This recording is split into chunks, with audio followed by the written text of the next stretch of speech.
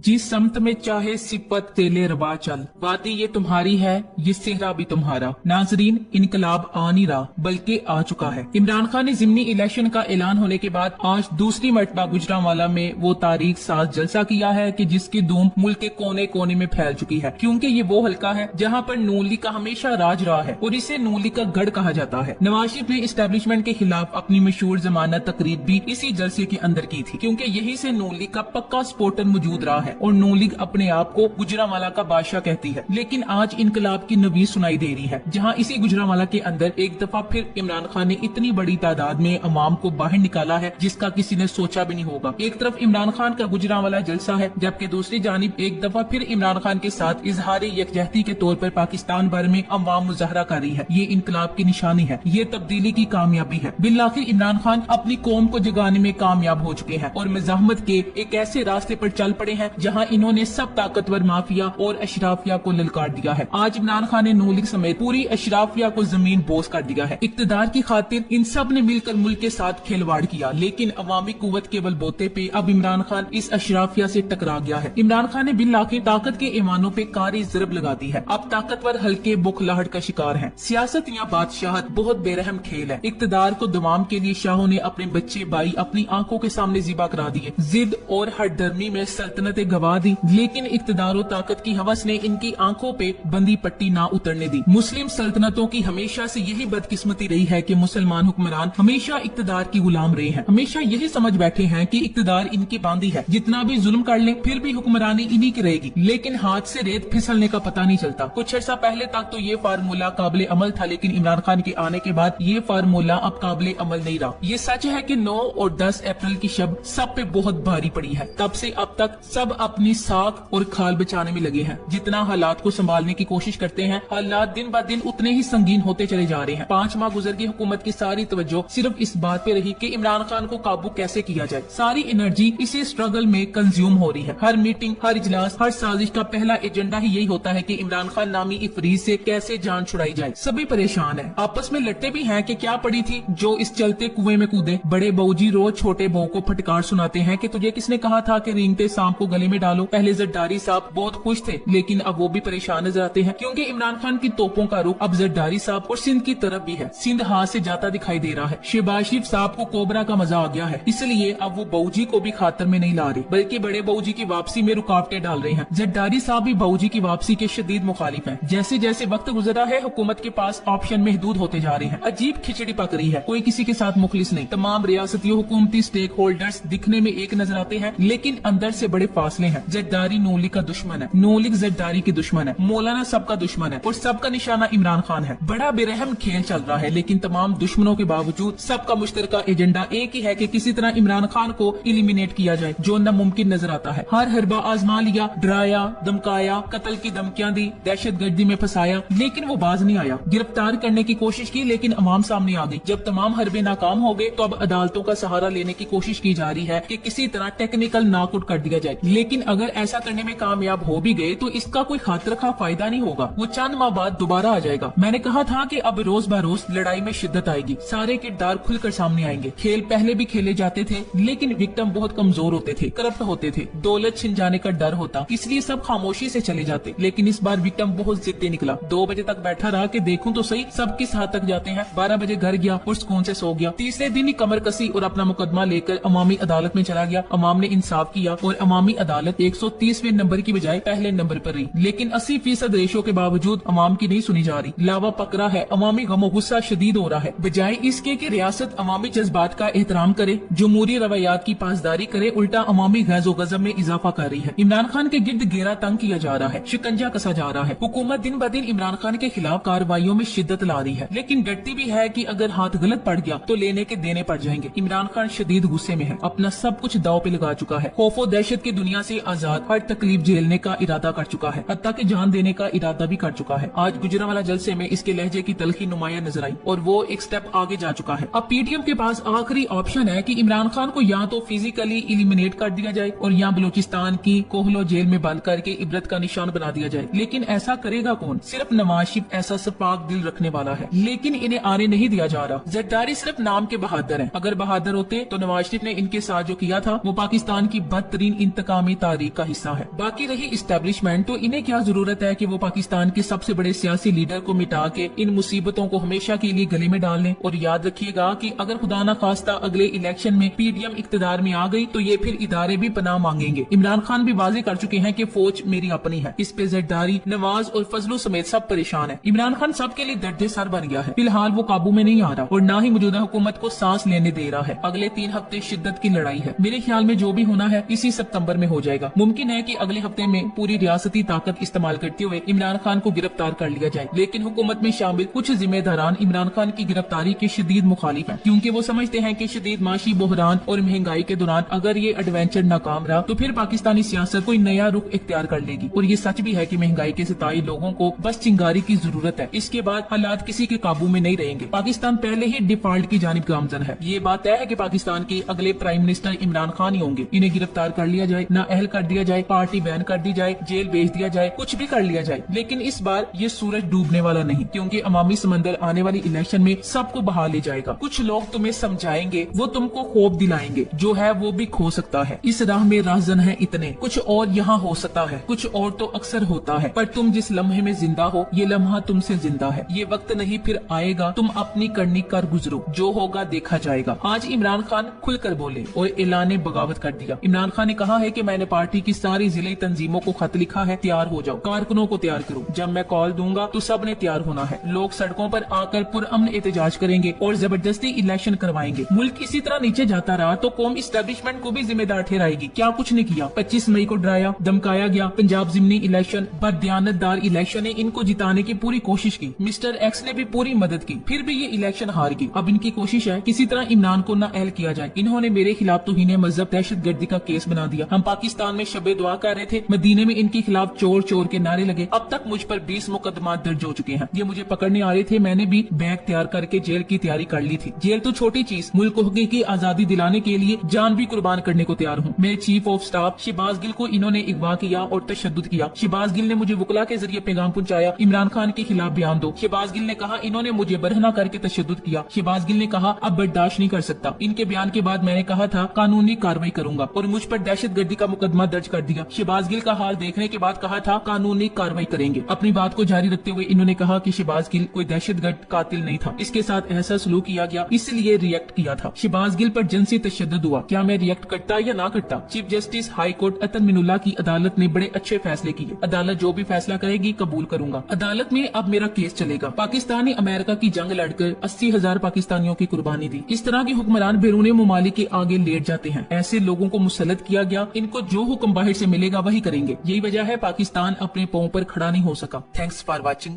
अल्लाह हाफिज।